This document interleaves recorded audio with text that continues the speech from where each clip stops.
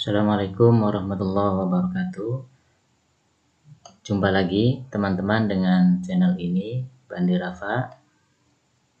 Kali ini saya akan menginformasikan tentang ketentuan P3K Guru, di mana peserta yang berhak untuk mendaftar pada seleksi P3K Guru tahun 2021 adalah yang pertama, honorer K2 sesuai database THK2 di BKN. Dan yang kedua adalah guru honorer yang masih aktif mengajar di sekolah negeri di bawah kewenangan pemerintah daerah dan terdaftar sebagai guru di Dapodik Kemendikbud. Yang ketiga, guru yang masih aktif mengajar di sekolah swasta dan terdaftar sebagai guru di Dapodik Kemendikbud. Dan yang keempat adalah lulusan pendidikan profesi guru atau PPG yang belum menjadi guru dan terdaftar di database lulusan pendidikan profesi guru Kemendikbud, di mana tes akan dilaksanakan sebanyak 3 kali. Verifikasi administrasi dilakukan berdasar sertifikasi pendidik terlebih dahulu.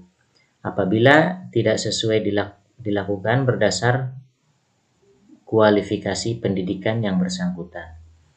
Sertifikasi pendidik dan kualifikasi pendidikan merujuk SE atau Surat Edaran Direktur Jenderal Guru dan Tenaga Kependidikan Kemendikbud nomor 1460. Nah, ini adalah surat edarannya tertanggal 15 Maret tahun 2021. Ini surat edarannya dari Kemendikbud ya.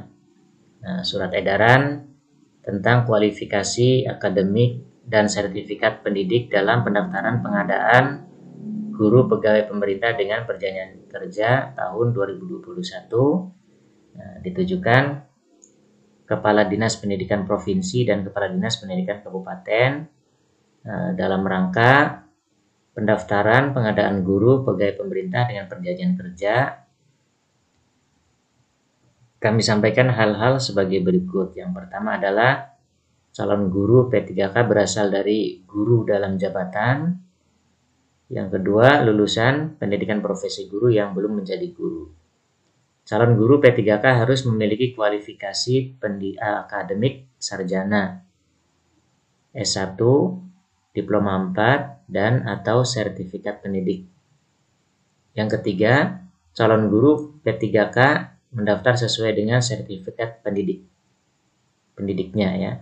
Yang keempat, apabila calon guru P3K tidak memiliki sertifikat pendidik, maka mendaftar sesuai dengan kualifikasi pendidiknya. Yang kelima, daftar kualifikasi akademik dan sertifikat pendidik untuk mengisi bidang, tugas, atau mata pelajaran yang akan diampu oleh P3K tercantum dalam lampiran surat edaran Direktur Jenderal ini. Nah, ini yang sudah ditandatangani oleh Direktur Jenderal GTK Bapak Iwan Syahril. Di mana lampirannya itu program studinya, administrasi, dan ini adalah kode nama bidang studi sertifikasi. Nah, ini contohnya administrasi, kodenya 856, manajemen perkantoran, dan satuan pendidikannya ada semua di sini, baik ada yang SD, SMP, dan SMK, SMA ya. Nah, di sini bidang studi atau mata pelajarannya. Nah, dan banyak sekali ya mata pelajaran yang lainnya juga ada ya. Oke, kita langsung ke alur tahapan seleksi P3K Guru, di mana pesertanya ini yang pertama honorer K2 ya, yang kedua guru honorer di sekolah negeri, yang ketiga guru di sekolah swasta, dan yang keempat adalah lulusan PBG. Dari keempat ini ya, pendaftaran dan verifikasi berkas oleh Kemendikbud. Semua peserta harus melakukan pendaftaran di awal. Nah, di mana tes pertama itu pesertanya adalah kode 1 dan kode 2, yaitu honorer K2 dan guru honorer di sekolah negeri.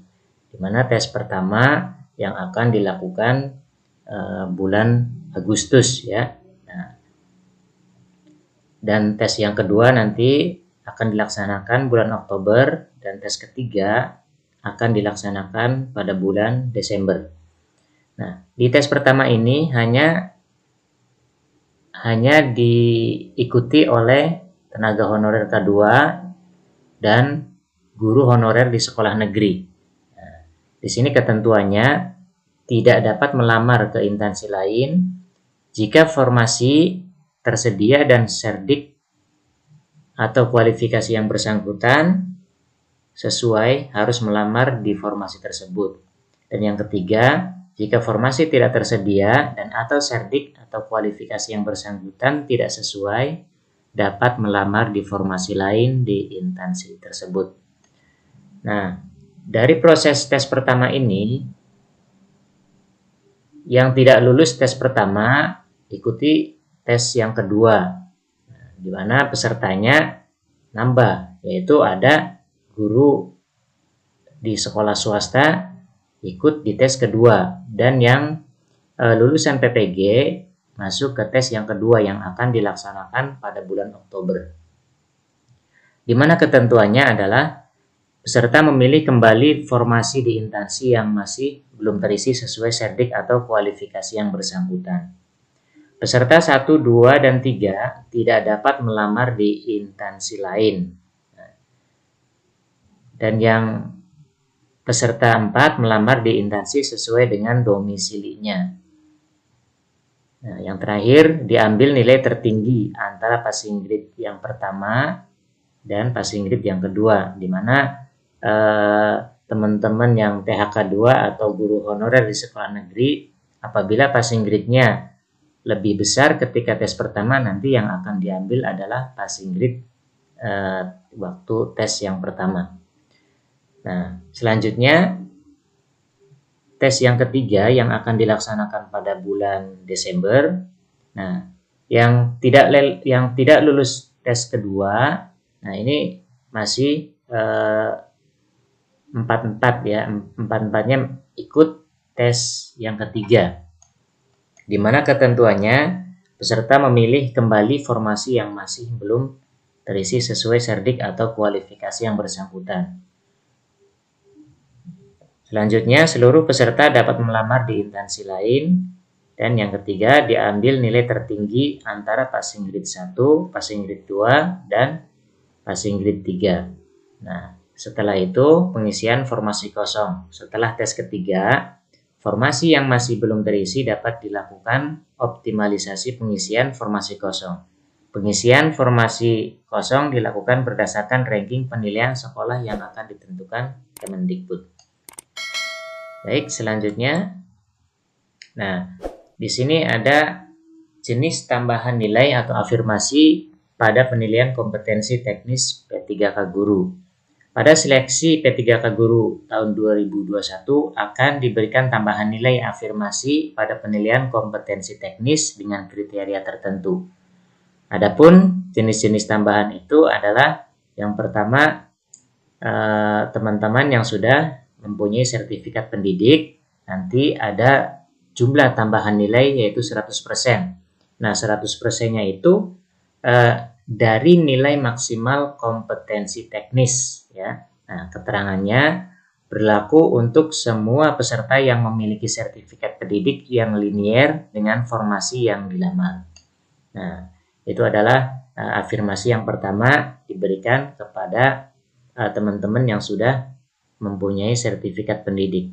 Dan yang kedua adalah afirmasi usia, di mana akan diberikan afirmasi 15%. Dan 15%-nya ini juga diambil dari nilai maksimal kompetensi teknis. Nah, keterangannya berlaku untuk peserta di atas 35 tahun. Nah, sekarang 35 tahun ya. Nah, dulu pernah 40 tahun, nah di sini direvisi menjadi 35 tahun dan berstatus aktif sebagai guru selama 3 tahun terakhir berdasarkan data Dapodik. Yang ketiga adalah disabilitas. Disabilitas akan mendapatkan afirmasi 10% dari nilai maksimal kompetensi teknis. Nah, kriteria guru yang bisa melamar akan disiapkan oleh Kemendikbud.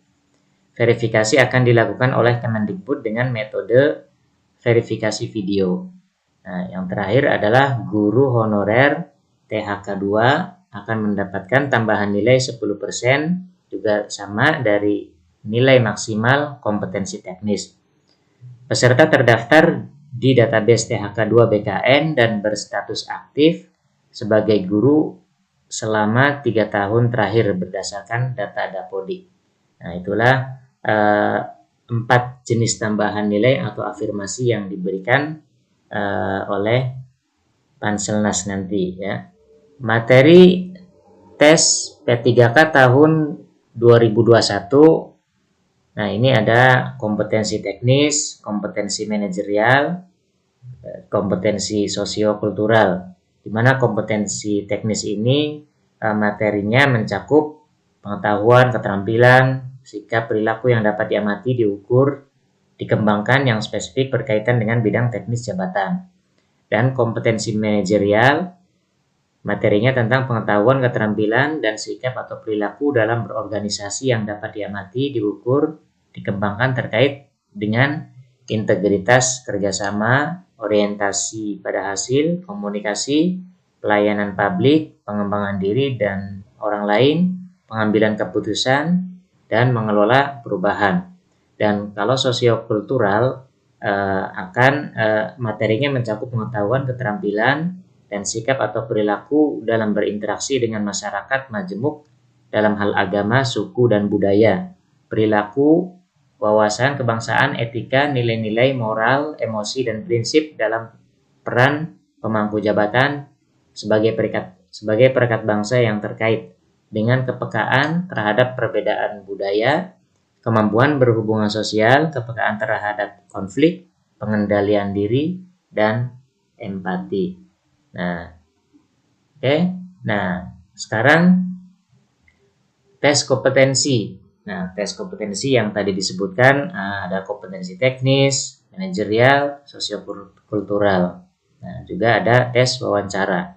Di mana jumlah soalnya ya.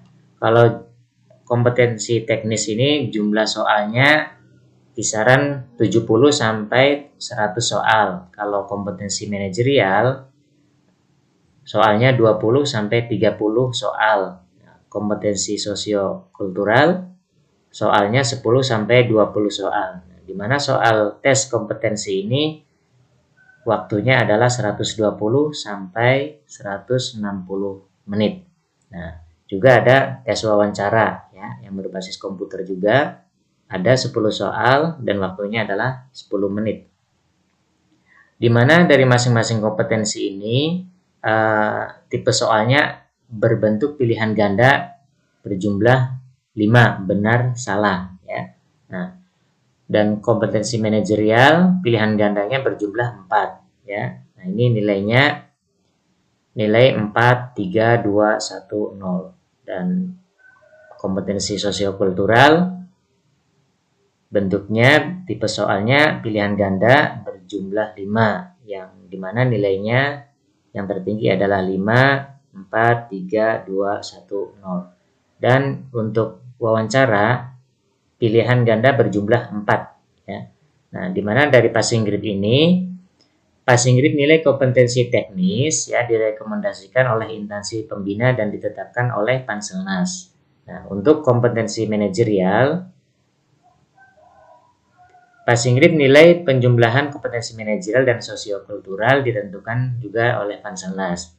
Nah, untuk PG passing grade wawancara tidak ditentukan, hanya untuk menambah nilai akhir dan dapat dipergunakan oleh instansi pengguna untuk menggali dan mengkonfirmasikan kembali integritas dan moralitas. Nah, oke teman-teman, semoga dalam tahun ini diterima sebagai P3K atau ASN. Terima kasih. Jangan lupa subscribe, ya, share, dan komen channel ini. Terima kasih. Assalamualaikum warahmatullahi wabarakatuh.